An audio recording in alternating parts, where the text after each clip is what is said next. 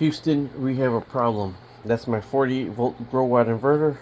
That's my 48 volt lithium ion battery.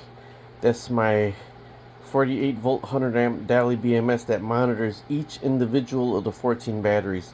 None of it is on. I left my fish tanks on solar when I went out yesterday. This is never connected to the grid because I don't want it to use power. This itself uses power if you're using the grid power. I don't want to use anything from my grid. I want to just use solar. So when we were out, we didn't get home in time yesterday for me to unplug it from here and plug it back into the grid. This is supposed to have a low current shutoff. This has a low current shutoff, and then this is supposed to have a low current shutoff. I thought I had it at 54 volts, so when I get it on, I have to check. Now, if you have a 48 volt battery and it's not charged at 48 volts, your grow watt will not go on. You need a 48 volt. You could plug this in all you want to the grid. If you don't have a 48 volt battery connected to this, it will not go on. Currently, this battery went down to 40 volts. 40 volts. So this is a 60 volt benchtop battery charger, 60 volt. And if you can see right now, I'm charging the battery. It's up to 41.2 volts, constant charge at 1.5 amps. I could put that at 10 amps, but I'm slow charging it. But at 42 volts, the BMS is not even on yet. It has to get up to 48 volts apparently for that to go on. I have the app in my phone, and the app in my phone is not going on. I unplugged it, I plugged it in. So I'm going to wait till this gets up to 48 volts and then try putting this back on. But at 48 volts, that should go back on right now. So I'm charging the battery up to 48 volts is what I'm doing right now. It's still connected to the grow watt inverter, but it's only registering 41.3 volts right now. I'll keep you posted. So here I am sitting. It's at 47.9 volts right now. I'm going to actually wait to get it up to probably 50 volts before I try turning on the grow watt inverter. I've been charging it, slow charging it, 47.9 right now, constant charge at 1.5 amps.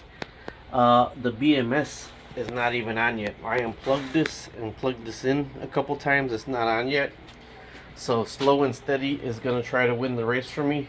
Once I have the grow watt on, I'll disconnect from the positive and negative, shut this off right here, and then I'll plug it into the grid to charge. I'm just wondering how that got down to 40 volts. If this is supposed to shut off at 54 volts, and then the BMS is supposed to shut off at 42 volts, but the battery was down to 40 volts, so I do not know how that happened.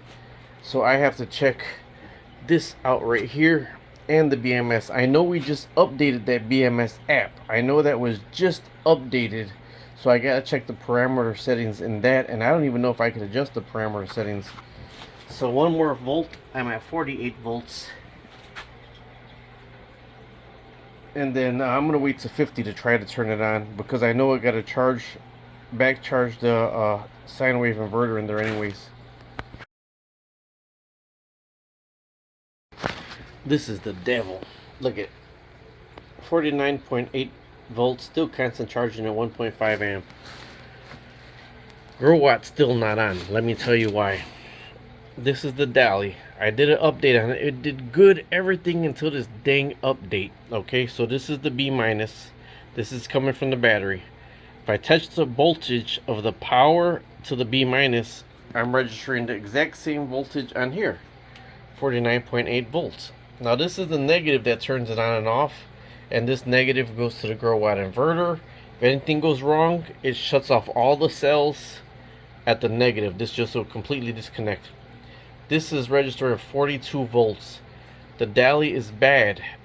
I tested, took this off, tested each individual cell. Each individual cell is good.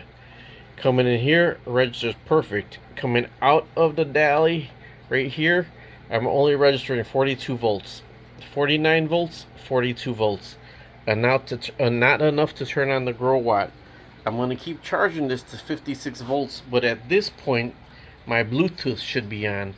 So I disconnected this, tested each one of these. Each one of the cells are not right, but the Bluetooth will not go on. Here is the temperature sensor, and here is the Bluetooth dongle, which is not going on anymore. So this may be bad. I may be having to switch out to the JK BMS because a lot of people are swearing by that. Stay tuned. Talk to you later. Subscribe, like, and share. This is solar inverter DIY battery problems.